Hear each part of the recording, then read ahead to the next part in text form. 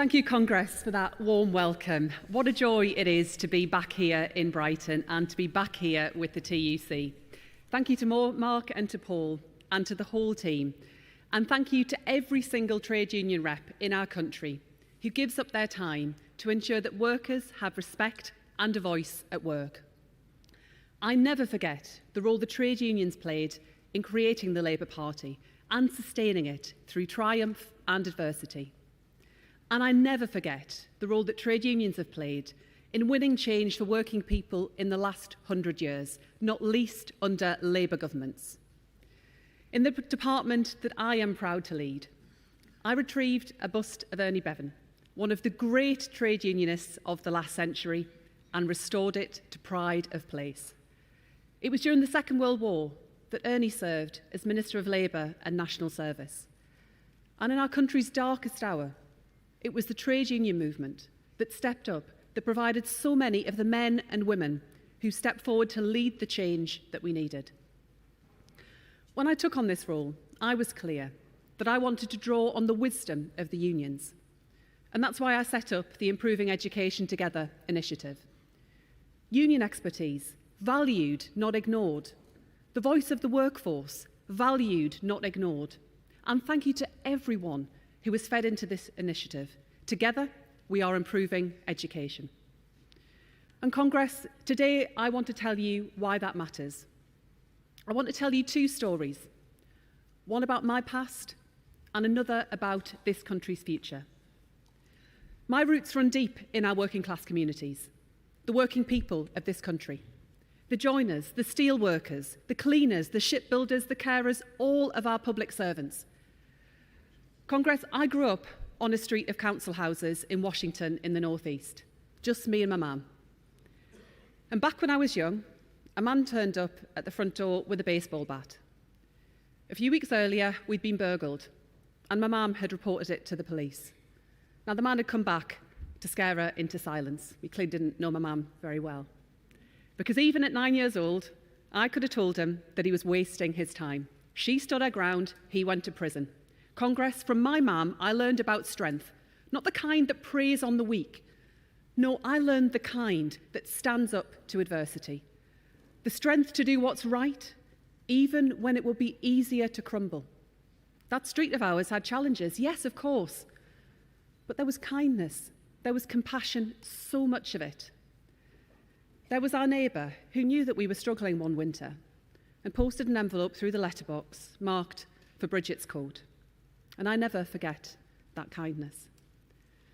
There were my grandparents too, who moved here to this country from Ireland, a happy presence in my childhood. It's from my granddad that I get my love of reading and learning, from the days when he would bounce me on my knee, book in hand. He fought on the front line for our country in the Second World War. Then was in the vanguard of the new nurses helping to build the new National Health Service under a Labour government. And so, Congress, when people ask me where my values come from, I point to my mum, to my grandparents, to my neighbours, to my community. And I know that all of you, right across our movement, in your own lives, will have those figures who have inspired and motivated you. These values that underpin our working class communities, that show why we must return this country to the service of working people.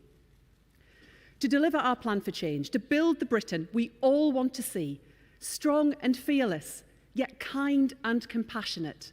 A modern Britain, head held high in the world, where opportunity is open to all, where the contribution of working people is rewarded, where no one need live only to work, but where everyone can work to live. That is the future that I want for our young people today. But Congress, that journey won't be easy. I'd like you to think of two siblings today, an older brother and his baby sister, growing up on that same street that I did. The brother will cast his ballot for the first time at the next general election. He grew up under the last Tory government, born too late for the Child Trust Fund, born when Sure Start centres that had once been so many had become so few, born when the nursery place that he and his family needed had slipped cruelly out of reach. And now, what opportunities are open to him? Does he have enough money in his pocket to enjoy the simple things in life? To buy a new jacket, a ticket to the match, a holiday with his friends? Does he see a route to a good career, a house and a family? Does he believe in his bones that if he works hard, as his parents have told him, he can get on in life? Or does he believe that for young people like him, that dream is dying? Because today, there are people in our country that want that dream to fail. They come along with their simple slogans in answer to complex problems. They come happy to scapegoat, to talk of traitors, peddling their narrative of betrayal, seeking to divide us. I can talk about the dangers we face and the need for unity, but it's not enough. It's not nearly enough. The government, just as this movement, must show, not tell. And it must sow real hope and opportunity for all of our young people. Congress, the moral mission of this government must be to build the country that that young man deserves, so that his life is lit up with choice and freedom, in control of his own destiny. His little sister is just a baby, but the fight to give her every opportunity in life must begin now. By the time she reaches school, her first chapters will already have been written. And that's why this Labour government is investing £500 million to roll out 1,000 Best Start family hubs this Parliament, to give her and her friends the best start in life, the best of Sure Start's history reimagined for our future, bringing together all of the information and support her parents need, putting her on the path to success at school even in her earliest days. And last week, our childcare revolution reached new heights. Her parents can now access 30 hours of government-funded childcare every week, right from the end of parental leave up to her first day at school, a massive moment in our plan for change. And we'll reach over 500,000 families this term, helped by our school-based nurseries and providers across the country. £7,500 a year back into parents' pockets. And freedom as well to work the hours they want. The cost of childcare no longer pricing parents out of their dream job, a higher salary or a better life. And when that little girl arrives at primary school, there's a new free breakfast club ready to welcome her. Working mums and dads tell me how much that means. That extra £450 back in their pockets, together with the free childcare, up to almost £8,000 a year. And that's not just a number on a page. It's about not feeling sick with worry if your washing machine packs up. It's not making do with cold showers if your boiler breaks. It's about being able to say yes to an ice cream in the park, a trip to the beach, or an afternoon at the cinema.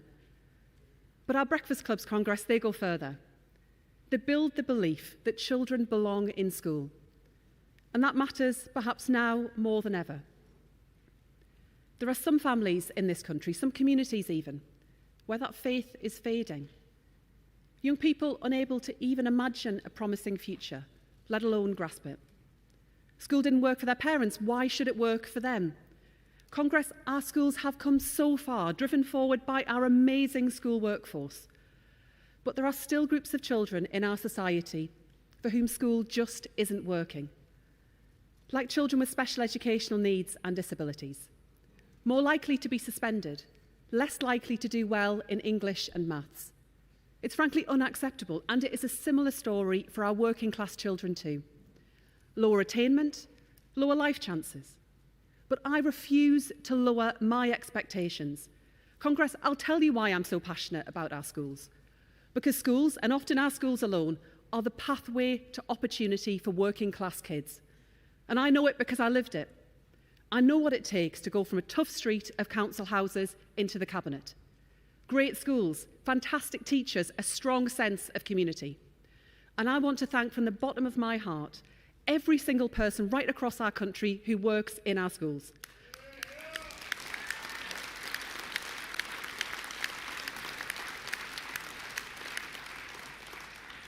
Our support staff, our teachers, our school meals workers, leaders, cleaners, caretakers, every one of you, from the bottom of my heart, thank you.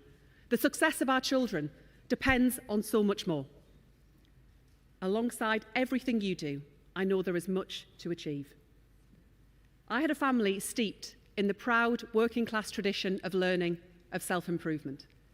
The same tradition that saw miners' halls in my community, with libraries stocked with books, journals and newspapers.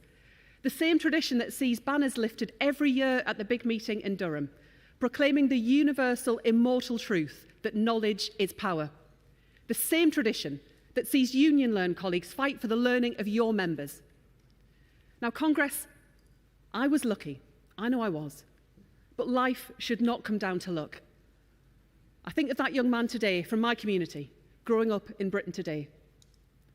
Where is the proof that education is the route to prosperity for him, when he sees just 1 in 5 children like him getting a strong pass in English and maths at GCSE? And I tell you this, Congress, not just as Education Secretary, but on behalf of this government as a whole. Because this isn't just a mark of the health of our schools, but the health of our society.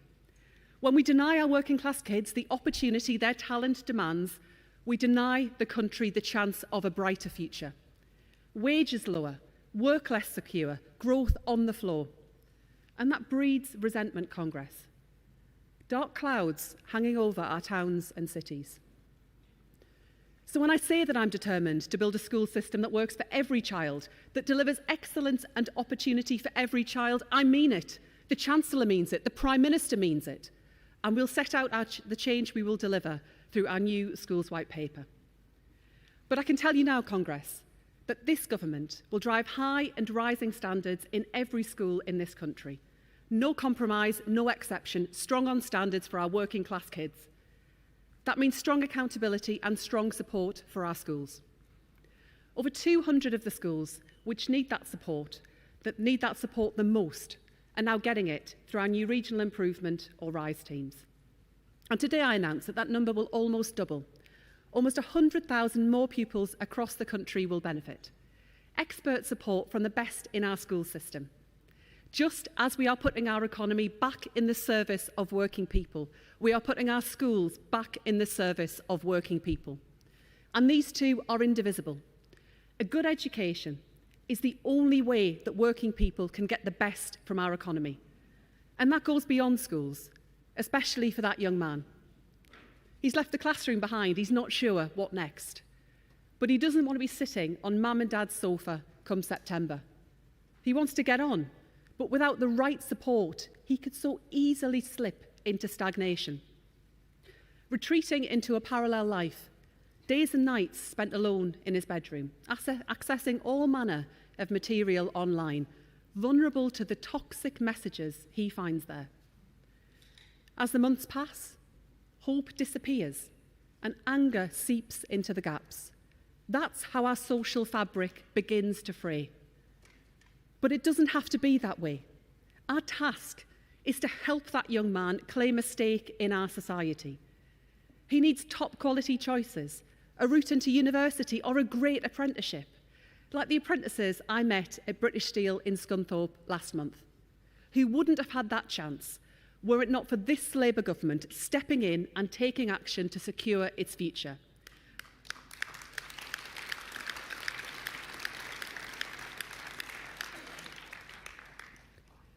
And I am delighted that British Steel are now taking on their first apprentices in 3 years. For our man, an apprenticeship is the chance to learn a trade, to earn the respect of his friends, to feel a part of something. That's why we're revitalising apprenticeships for young people in this country, widening access, adding flexibility, more people earning and learning, adding to their prosperity and our country's growth. Because that's the win-win of investing in skills. It backs working people and it drives our economy forward. Because you know that if we don't back you, then houses aren't built, children aren't taught, patients miss out, our country doesn't get the change it needs. The change to make work pay. That is not the work of one single department, but of the entire government. Investing not just in top skills for working people, but in good jobs for working people. Not just here and there, but in every town and in every city in our country. And routes into those good jobs through a revitalised skills system, working as one with our industrial strategy. That's why we're developing a comprehensive plan for post-16 education and skills. For a new future of skills, a new future of work, clear and coherent support when and where it is needed. our movement has always supported training and retraining in times of change. Working people have always been ready to hold up to their end of the deal. Now, government must hold up to ours and cement good, secure jobs in legislation through the Employment Rights Bill. Proof of the transformative change of which our movement is capable. Fair pay for a fair day's work. No more exploitative zero-hours contracts. No more flexibility for one side but not the other. Instead, a baseline of security for workers. Day one rights, sick pay, family rights, bereavement leave, strong collective rights that give workers a stronger collective voice fit for the modern world. That is our promise, that if people work for this country will work for them. And we're leading from the front in our schools, with the school support staff negotiating body. At long last, once more, a direct voice for our fantastic school support staff.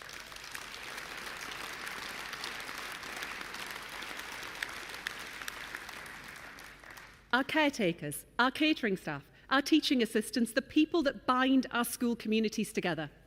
And make no mistake, they will be properly recognised and rewarded for the vital work they do.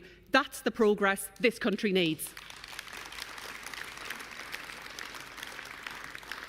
And for adult social care workers too.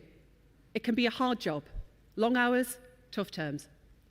But Congress, show me a job with more value and show me a workforce with more heart, overlooked until now. And that's why the Employment Rights Bill will also deliver an historic fair pay agreement in social care.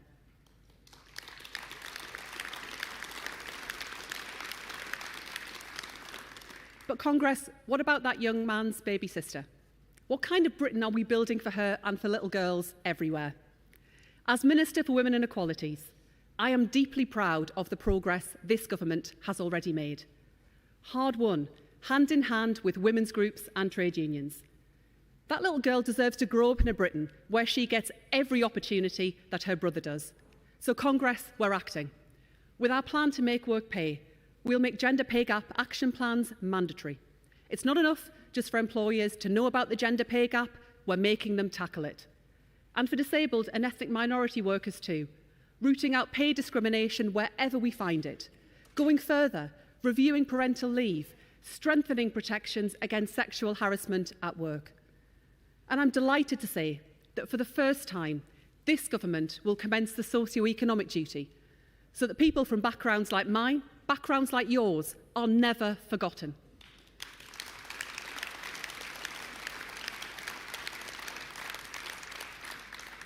So that when public authorities make strategic decisions, they'll have to consider how they can ease the inequalities that still blight our communities.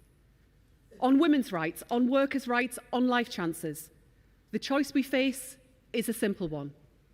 Forward with Labour to shape the 2030s, or dragged back with Reform and Nigel Farage to the 1950s. Reform whose leader told women that maternity leave was lunacy, that maternity pay was excessive, that women coming back from maternity leave and earning life was simply a fact of life, and that those women were worth far less to their employers. For the good of our country, we choose to go forward, not back.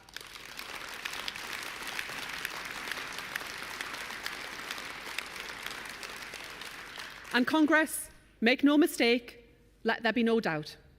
1 year ago, we were elected to deliver this Employment Rights Bill, and Congress, that is what we will do. We will not accept any watering down by the Lords. Forward with the Employment Rights Bill in full. No ifs, no buts, forward. Let's change this country together.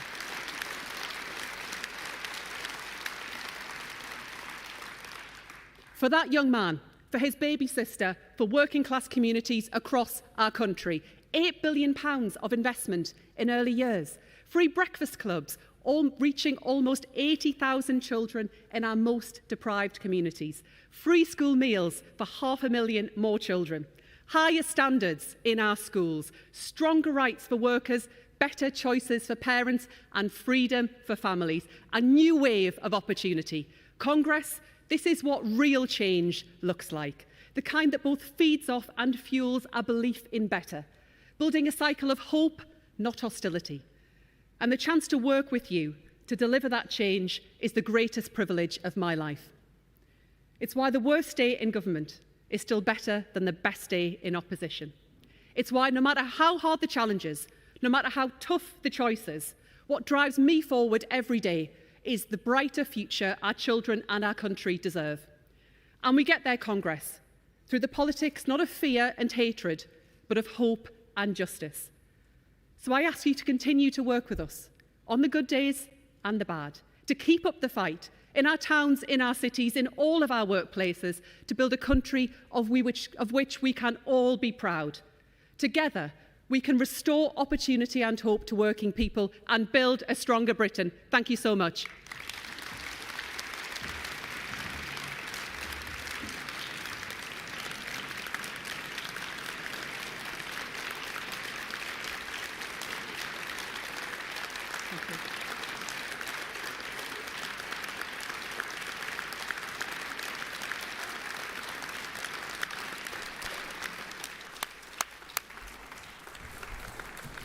Thank you so much for your speech, Bridget. And as you know, we are committed to working together to achieve more for working class communities and to take forward equality.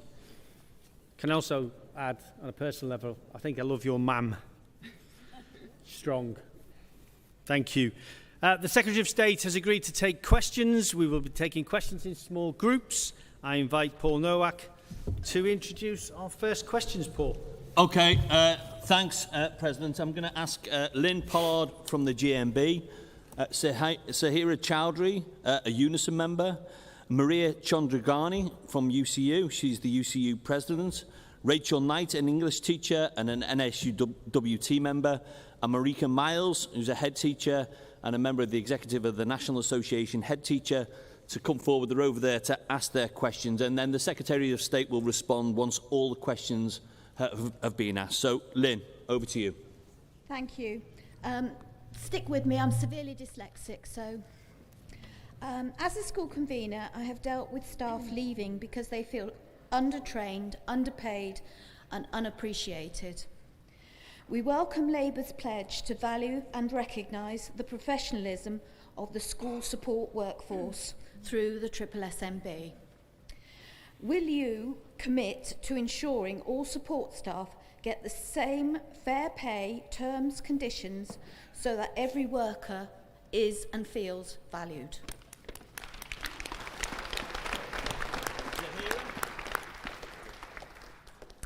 Unison welcomes your commitment to reinstating the SSSMB, but do you agree as part of that work it's essential that we have a consistent national approach to how school staff are paid and their jobs are evaluated, regardless of whatever type of school they work for? Maria? Bridget, thank you for the opportunity to ask a question on behalf of all UCU members. The Tories introduced a failed marketized model across education, in schools, further education, adult education, prison education, higher education. This has been disastrous. How and when do you intend to revise it? Maria Chandragani, UCU President. Rachel?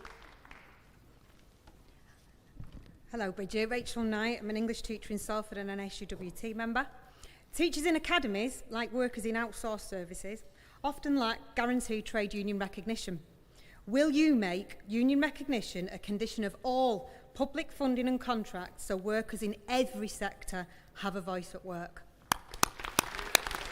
And then, finally in this section, Marika. Hello.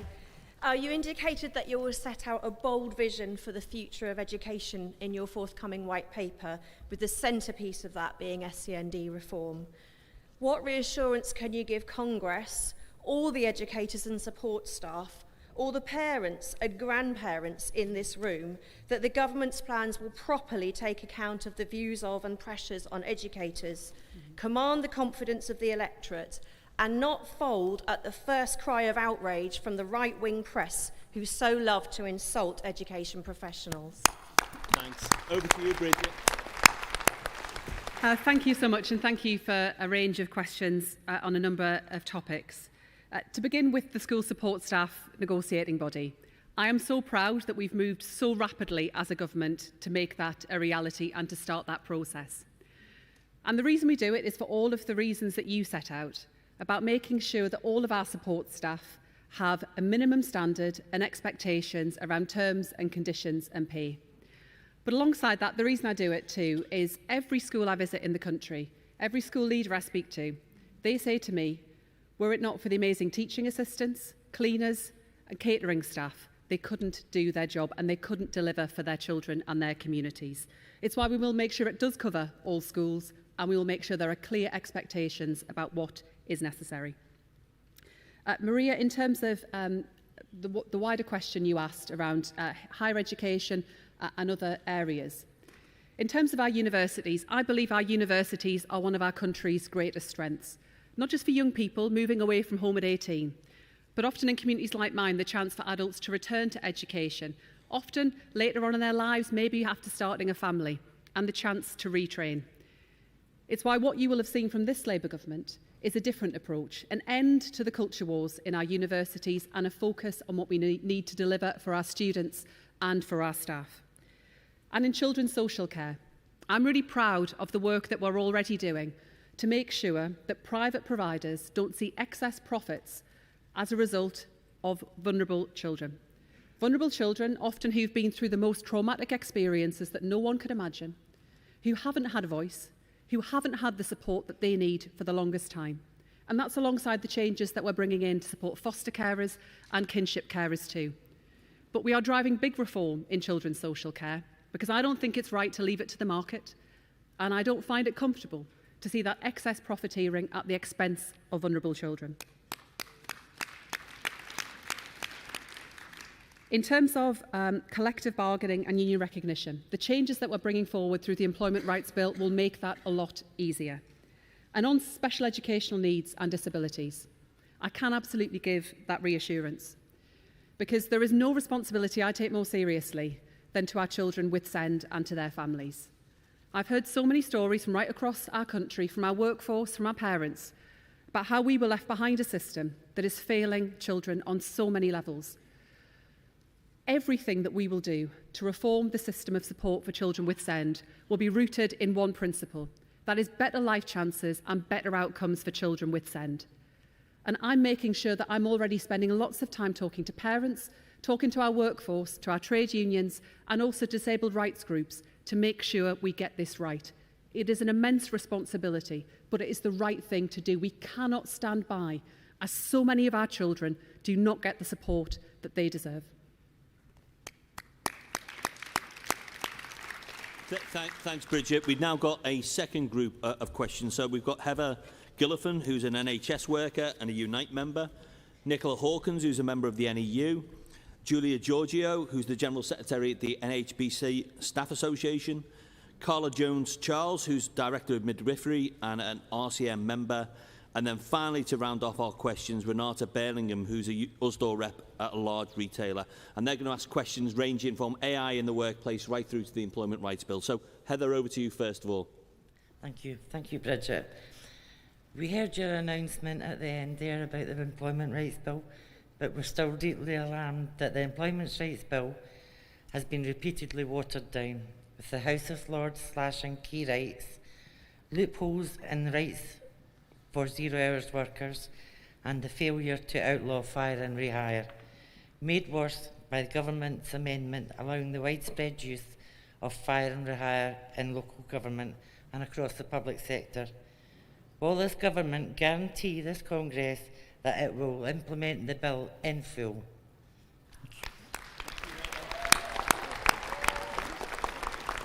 Nicola? Nicola, National Education Union. Artificial intelligence will impact many sectors of the economy, but often the impact on workers in how AI is used in education is overlooked. Can the Secretary of State guarantee that unions will be full partners in discussing frameworks for both how and why AI is used and how workers' rights will be protected? Thank you, Nicola. Julia? Thank you, Bridget. I'm a proud trans woman. Given the exclusionary nature on the original EHRC draft guidance, reportedly repeated in the revision that is now on your desk, what will you do to ensure the safety, dignity and human rights of trans people and trans workers in particular are upheld? Carla? Thank you. As Minister for Women and Inequalities, the female workforce is a backbone of our public services, including in maternity care. But female workers are systematically discriminated against with a lack of availability of flexible working, particularly in the NHS, and career stalling if they take maternity leave or carers leave. Will the Secretary of State agree that this misogyny in public services must be addressed and ended as a priority? Thank you, Carla. And then finally, for our questions, Renata. Thank you. Hello, Bridget. The government has made welcome progress on expanding childcare provision, but it remains very difficult for low-paid workers in sectors like retail and distribution to access affordable childcare. Will the government develop a longer-term plan to make childcare universally available to all families? Thank you. Bridget, over to you. Great, thank you very much for those questions. Heather, first of all, no ifs, no buts, we will implement the bill in full. This will be the biggest upgrade to workers' rights in a generation, and this Labour government will deliver it.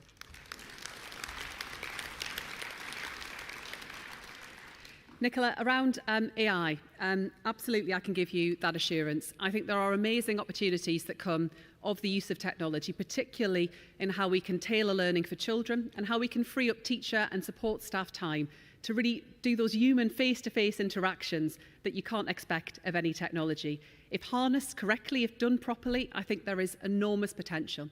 But I do, of course, recognise the concerns that you express. It's why through improving education together, we will take this forward. We will work with our employers and our trade unions to get this right. We've also launched a call for evidence as a department to look more closely at this. But I agree this is a defining issue of our times, one that presents amazing opportunities, but where we have to make sure we get the balance right. Julia, around safety, dignity and human rights for trans workers, absolutely, now and always. Safety, dignity and respect is the cornerstone of our society. And trans people continue to enjoy the protection afforded through Labour's Equality Act, to not face prejudice or discrimination or harassment. And this Labour government will introduce a draft bill to make sure that we deliver a full trans-inclusive ban on conversion practices. We will also equalise all existing strands of hate crime legislation to protect trans people. I can give that absolute assurance. Around flexible working, rights at work, childcare and much more besides, the two final questions. I am so proud of what we are achieving already in terms of expanding childcare, both in terms of the hours available to parents, but also through expanding school-based nurseries, often in some of our most deprived communities where families will struggle to access childcare. But I completely recognise the challenge about making sure that we have a simpler, more straightforward system for all parents. And through our recently published Best Start in Life strategy, that's what I've committed to doing. And I do recognise the additional challenges and barriers that staff will face, often shift workers in some of the sectors that you mentioned. But that also has to go hand in hand with better rights at work, which we will deliver through the Employment Rights Bill, but also more flexible working opportunities and rights from day one. Because we know it's often women who lose out when they aren't available.